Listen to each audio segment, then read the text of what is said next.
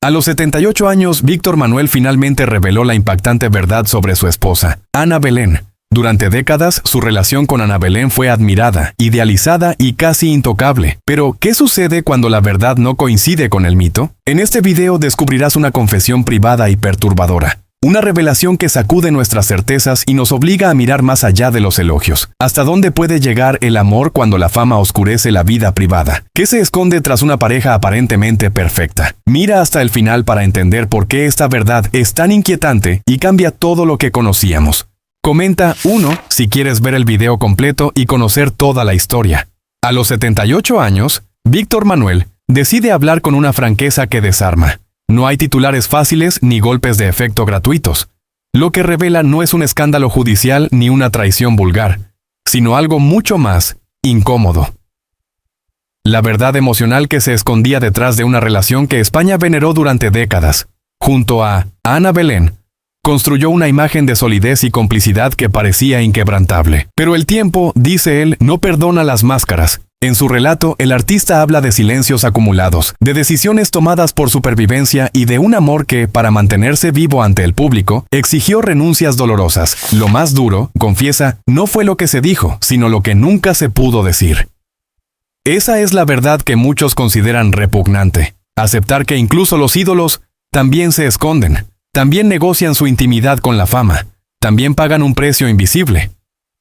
No hay villanos claros ni víctimas perfectas. Hay una pareja atrapada entre el escenario y la cocina de casa, entre el aplauso y el cansancio. El testimonio avanza como una crónica periodística. Fechas, contextos, decisiones profesionales que separaron tiempos y voluntades, y una pregunta que atraviesa todo el relato. ¿Cuánto de lo que amamos en nuestros referentes es real y cuánto es construcción? Víctor Manuel no acusa. Asume. Reconoce que el mito protegió pero también asfixió. Y ahí, en esa honestidad tardía, el relato sacude al espectador. Si esta historia te interpela y ni nos aprecias a estos artistas, apoya el contenido, pulsa, like, y sigue viendo para conocer los detalles que explican por qué esta confesión llega ahora y qué cambia para siempre en la mirada que tenemos sobre ellos. El relato avanza hacia atrás en el tiempo, hasta los años en que todo empezó a brillar.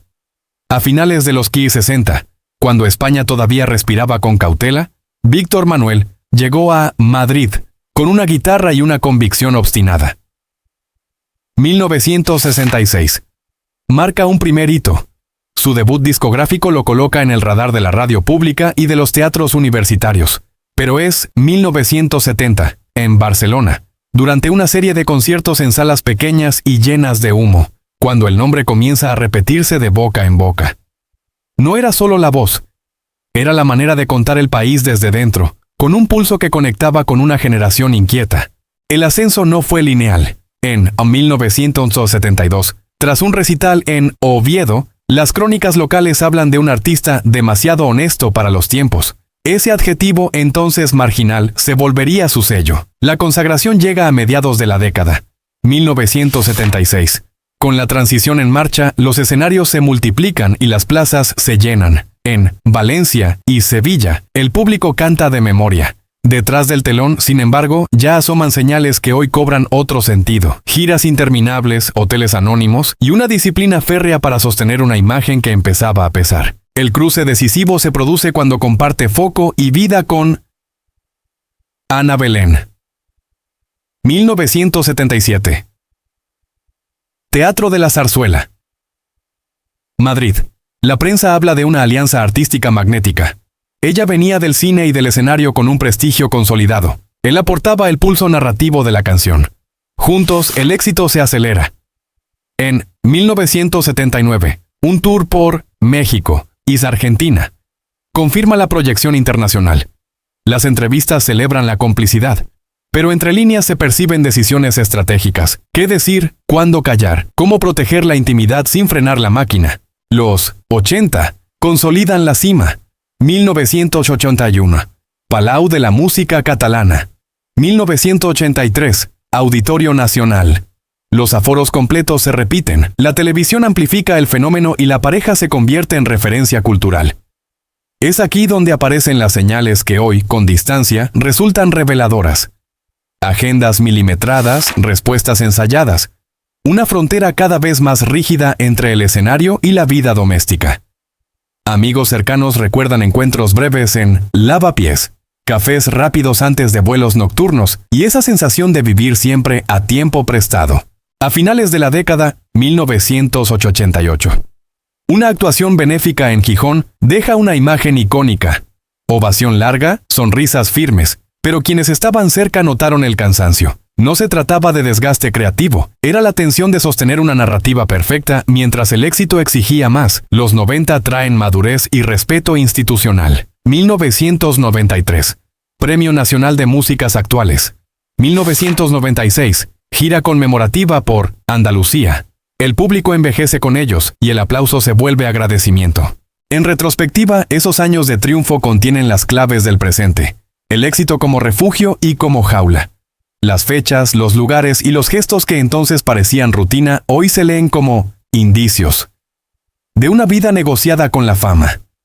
El relato continúa avanzando por esa década dorada, sin cerrar aún el círculo.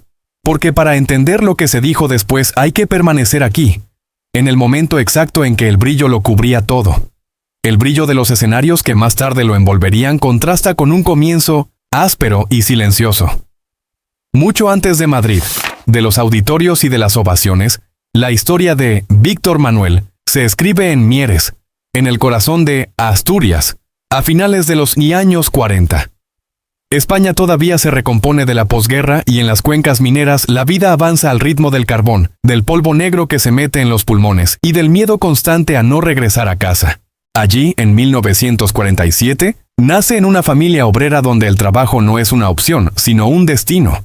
La infancia transcurre entre calles empinadas, inviernos húmedos y casas donde el silencio pesa tanto como las palabras. El padre, vinculado al mundo de la mina, sale de madrugada y vuelve exhausto. La madre sostiene el hogar con una disciplina férrea. No sobra nada, cada objeto se cuida, cada comida se reparte con exactitud. Años después, Víctor recordará que aprendió muy pronto el valor de callar y observar. En la escuela local de Mieres del Camino, a comienzos de los 50, no destaca por levantar la mano, sino por escuchar. Los maestros anotan que es reservado, casi invisible, pero atento a todo. Los primeros indicios de lo que vendrá no aparecen como revelaciones luminosas, sino como escapes.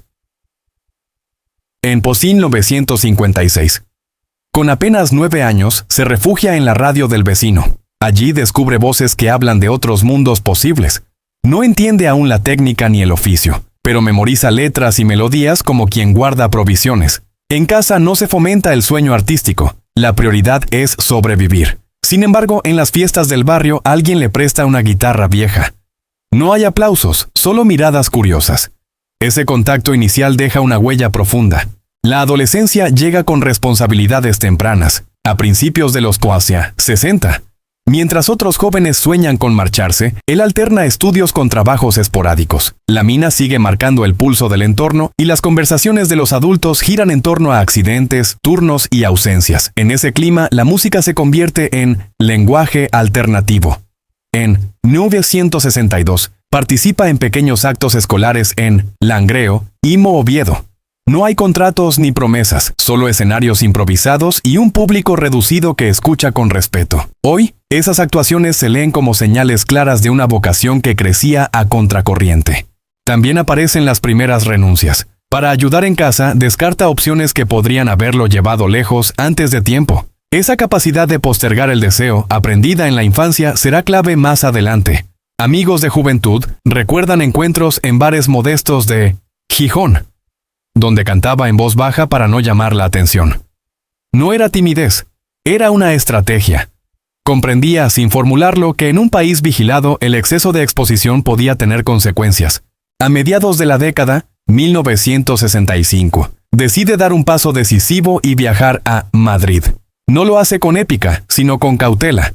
Deja atrás Asturias con una maleta pequeña y la sensación de estar rompiendo un pacto silencioso con su origen. Aquella dureza temprana, la disciplina, el silencio, la observación constante, lo acompaña. Años después, cuando el éxito lo rodee, esas mismas herramientas reaparecerán como mecanismos de defensa. Lo que en la infancia fue necesidad, en la adultez se convertirá en carácter. El relato de esos primeros años no busca sentimentalismo. Es la crónica de un aprendizaje lento, marcado por la escasez y por una intuición temprana. No todo debe decirse en voz alta. Las fechas, los lugares y los gestos mínimos de aquella niñez explican, sin subrayarlo aún, por qué el hombre que alcanzó la cima supo también esconder partes de sí mismo. La historia sigue avanzando desde ahí, sin cerrar todavía ninguna puerta, porque en ese origen humilde están las claves de todo lo que vendrá después. Desde ese origen marcado por la disciplina y el silencio, la vida personal de Víctor Manuel se fue construyendo con la misma lógica: proteger lo íntimo, sostener a los suyos y no convertir la casa en una prolongación del escenario. La relación con sus padres siguió siendo un eje constante, incluso cuando la fama ya era un hecho. En Asturias, cada regreso, especialmente en Navidades y veranos de los Max 70, tenía algo de ritual. Comidas sencillas, conversaciones medidas, recuerdos que no se exhibían.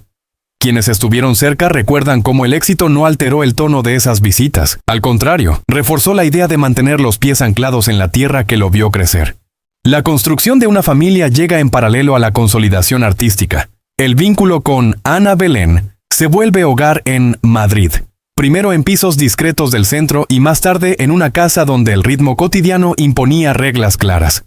Horarios protegidos, teléfonos apagados a ciertas horas, y una frontera nítida entre trabajo y crianza.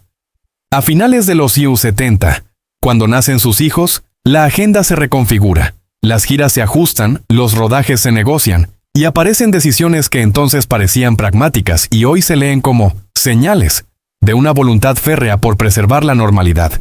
La paternidad revela otra faceta. En partes, los 80. Mientras la exposición mediática crecía, se instauran rutinas casi invisibles para el público. Recoger del colegio, comidas en casa siempre que la agenda lo permitía, fines de semana lejos de los focos. Amigos de la familia sitúan escenas en El Retiro y en parques de Chamartín, paseos anónimos donde el apellido pesaba menos que la mochila escolar. No se trataba de ocultar a los hijos, sino de no convertirlos en relato.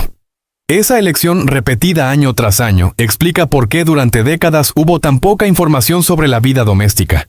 La relación con los padres envejecía en paralelo. Las llamadas frecuentes, las visitas discretas a Mieres y Gijón y una preocupación constante por la salud de los mayores marcaron los 90.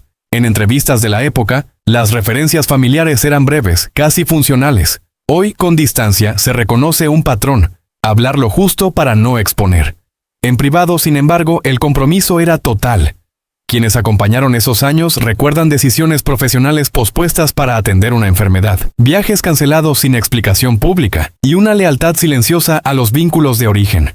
La convivencia de dos carreras intensas exigió acuerdos precisos, calendarios compartidos, relevos en casa y una confianza que se construía en lo cotidiano. En Pulsna 1997, durante una temporada especialmente exigente, la familia se instala por meses en Barcelona para reducir desplazamientos. Esa mudanza temporal casi desconocida entonces es leída ahora como otro indicio de una estrategia doméstica: adaptar el trabajo a la vida, y no al revés.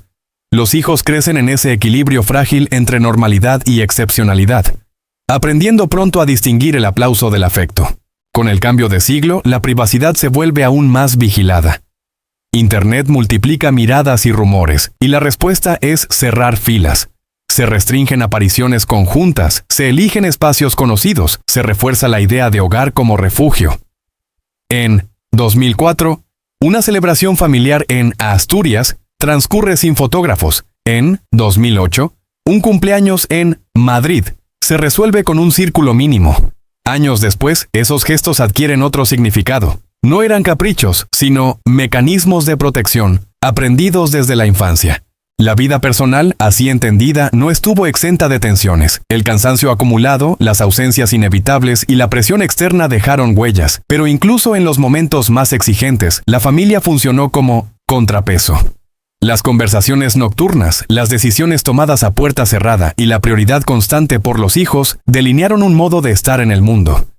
Nada de eso fue titular, todo fue estructura. El paso del tiempo reordena roles. Los padres se van, los hijos toman distancia y la casa cambia de ritmo. En los años recientes, Las estancias se hacen más largas, los viajes más selectivos, y la vida doméstica gana peso. Mirado en retrospectiva, cada etapa, la relación con los padres, la crianza, la convivencia, ofrece pistas que antes pasaron desapercibidas, pistas de una intimidad defendida con disciplina, de una familia construida lejos del ruido, y de decisiones personales que, sin anunciarse, moldearon el curso de una vida pública intensa. La narración continúa desde ahí, sin cerrar aún el arco, porque en esos detalles cotidianos se entiende mejor lo que vendrá después. Con el paso de los años y tras décadas de disciplina férrea, la salud actual de Víctor Manuel se ha convertido en un asunto tratado con extrema cautela. No hay comunicados alarmistas ni exhibición del cansancio, pero el entorno reconoce que el cuerpo empieza a pasar factura. A partir de 2018, durante ensayos en Madrid, técnicos notaron pausas más largas entre canciones y una atención obsesiva a la respiración. Nada que se anunciara entonces, pero suficiente para encender señales discretas entre quienes lo acompañan desde hace años. En 2019, tras un concierto en Santander, se canceló una aparición pública prevista para la mañana siguiente. La explicación oficial fue logística. En privado se habló de agotamiento acumulado. No era una novedad absoluta. Ya en 2015, durante una gira por Castilla y León, había reducido el número de pruebas de sonido y delegado parte del calentamiento vocal. Esas decisiones hoy se leen como ajustes preventivos. La voz se cuidaba con una precisión casi clínica y los horarios se volvieron innegociables. La pandemia marcó un antes y un después. En Tino-Sinosia 2020. El parón forzoso permitió una evaluación más profunda. Controles médicos periódicos en centros de Madrid y en Asturias confirmaron lo esperable para su edad. Resistencia menor, necesidad de descanso estructurado y vigilancia constante del sistema respiratorio. Sin dramatismos, pero con rigor.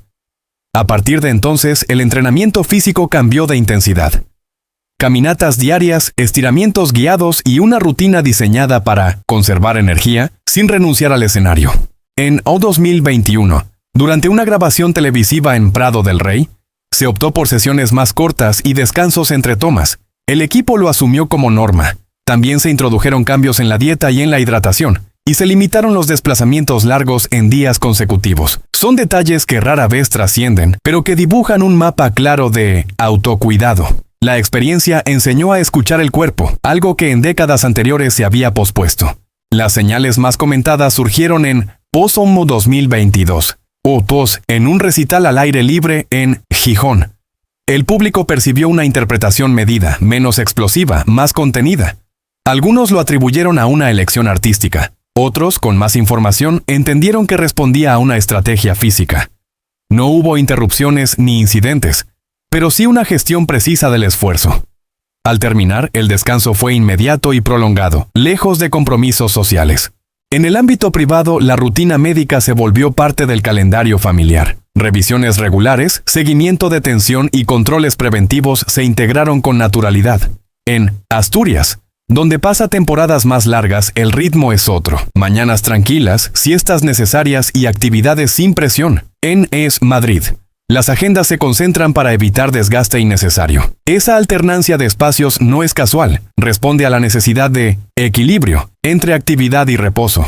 A lo largo de 2023, las apariciones se seleccionaron con mayor cuidado. Se priorizaron proyectos puntuales y colaboraciones que permitieran flexibilidad. En un ensayo cerrado en Barcelona, observadores notaron cómo el equipo técnico ajustaba tonalidades y tempos para acompañar una interpretación más cómoda. Lejos de ser una concesión, fue una demostración de oficio, adaptar la forma para preservar el fondo. Hoy, quienes lo rodean hablan de una salud estable pero vigilada. No hay urgencias, pero sí una conciencia clara del límite. Los pequeños gestos, una silla cercana al escenario, una botella siempre a mano, un silencio prolongado tras cantar, adquieren significado con la distancia. Son los mismos mecanismos de protección aprendidos desde joven, ahora aplicados al cuerpo. La narrativa continúa en este presente atento, donde cada decisión física se integra a una vida pública todavía activa. Sin declaraciones finales ni anuncios definitivos, la historia se mueve entre controles médicos, escenarios seleccionados y una escucha constante de las señales que antes se ignoraban. El hilo que une la vigilancia del cuerpo con el resto de su trayectoria conduce inevitablemente a una vida entera atravesada por la coherencia. La historia de Víctor Manuel no se entiende como una sucesión de éxitos aislados, sino como un recorrido marcado por decisiones tomadas en momentos clave, casi siempre lejos del ruido. Tras los primeros años de consolidación, la década de los 70 lo encuentra en una España que cambia de piel. En 1975, con el final de una época política, sus canciones comienzan a circular con mayor libertad. En escenarios de Bilbao, Zaragoza y Granada, el público no solo escucha música, reconoce una voz que articula lo que muchos no saben cómo decir. Los 80 profundizan esa posición. En 1981, durante una gira que recorre Castilla-La Mancha, el repertorio incorpora matices más narrativos. Los conciertos se convierten en espacios de escucha atenta, no de euforia inmediata. En entrevistas de 1984, grabadas en Madrid, insiste en la idea de oficio antes que de celebridad. Esa insistencia, hoy, se lee como un anticipo de su relación compleja con la fama. Mientras otros amplían su presencia mediática, él selecciona apariciones y protege la palabra. La colaboración y convivencia con Ana Belén atraviesa la vida profesional de ambos. En 1986, una serie de conciertos conjuntos en Valencia y Murcia consolida un lenguaje compartido.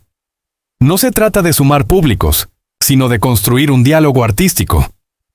Las giras internacionales de finales de la década, Chile, Uruguay, Argentina, amplían el alcance, pero también imponen un desgaste que se gestiona con una logística casi invisible.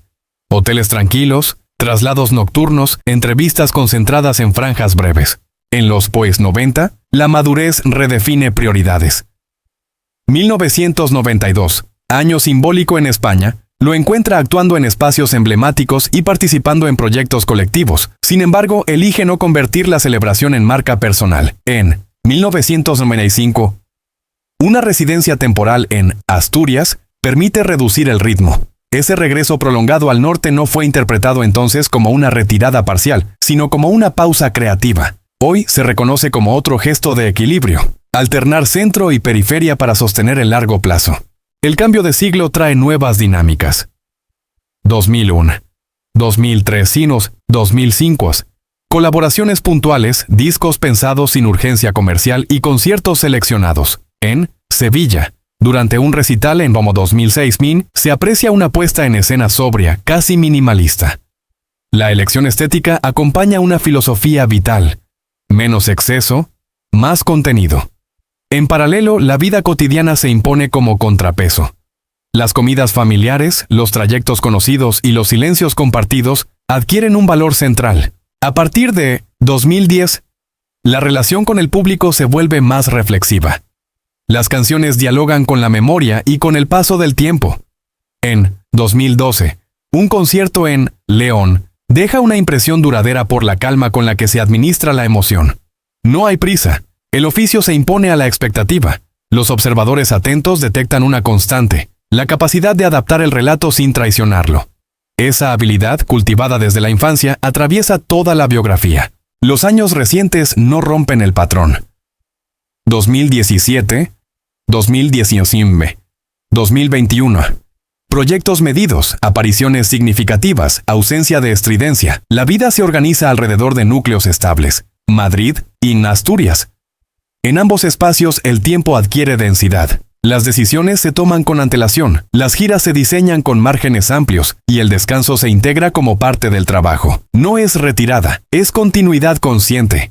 Mirada en conjunto, su vida se compone de capas superpuestas.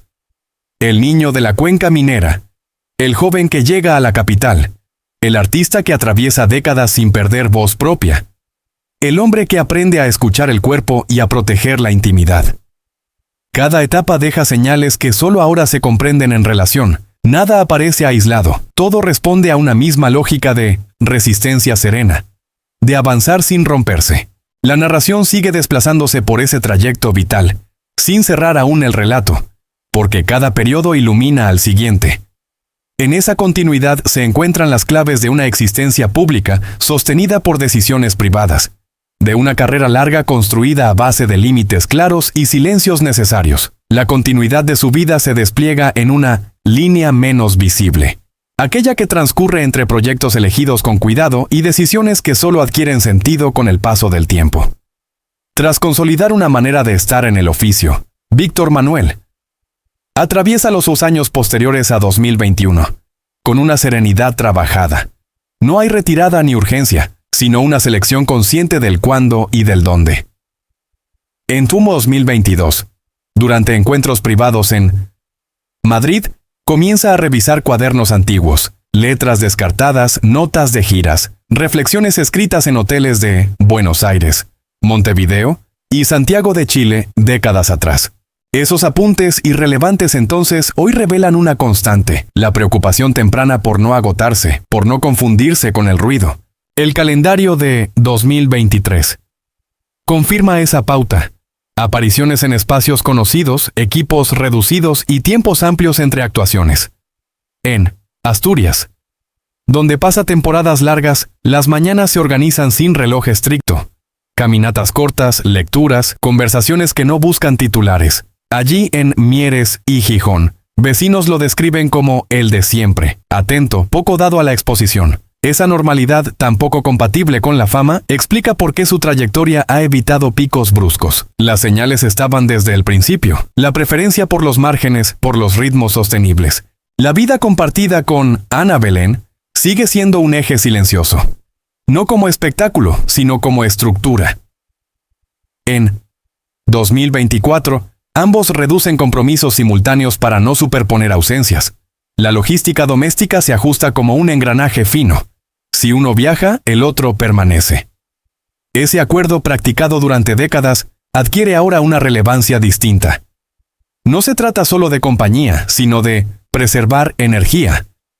Amigos cercanos sitúan cenas discretas en Chamberí y estancias prolongadas en el norte, lejos de focos. Son escenas mínimas que, leídas en conjunto, revelan una ética de vida. El pasado reciente también trae relecturas. En entrevistas grabadas sin prisa, recuerda episodios que antes pasaron desapercibidos, cancelaciones tempranas por cansancio en los 80, giras acortadas en los 90, silencios prolongados tras momentos de exposición intensa. No eran caprichos, eran anticipos. El cuerpo y la mente pedían límites antes de que el entorno los aceptara. Esa capacidad de escuchar señales débiles se convierte en uno de los rasgos más consistentes de su biografía. En el plano creativo, la vida se organiza alrededor de proyectos que no responden a ciclos comerciales. 2024. Trae colaboraciones puntuales, ensayos sin fecha cerrada y una relación distinta con el escenario. En Barcelona. Durante un ensayo a puerta cerrada, el tempo se ajusta, las tonalidades se revisan y la interpretación se vuelve más narrativa. No es una concesión a la edad, sino una elección estética alineada con toda una vida de oficio. El público que asiste percibe esa densidad, menos gestos, más sentido. La relación con los lugares adquiere un peso simbólico. Madrid. Representa la articulación del trabajo. Asturias. La respiración. Entre ambos espacios se mueve una vida que evita extremos.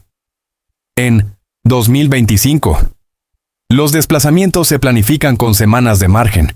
No hay improvisación. Esa planificación que algunos confunden con rigidez es en realidad una forma de libertad, elegir sin prisas.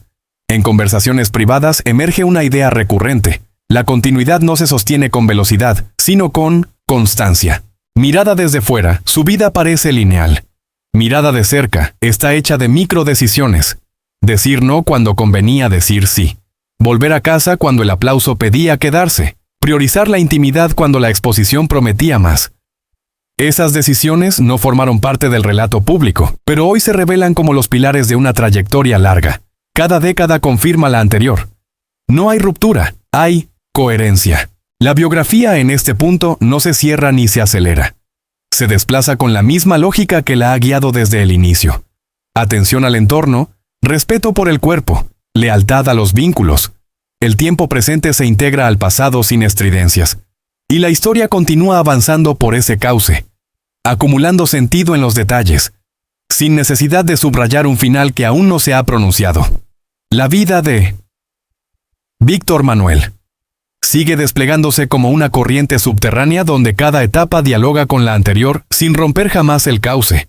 Tras años de selección consciente y de equilibrio entre presencia pública y retirada estratégica, emerge otro tramo menos comentado de su trayectoria, el de la transmisión. Ese momento en que la experiencia acumulada empieza a compartirse sin discursos solemnes. A partir de 2022, en encuentros discretos celebrados en Madrid y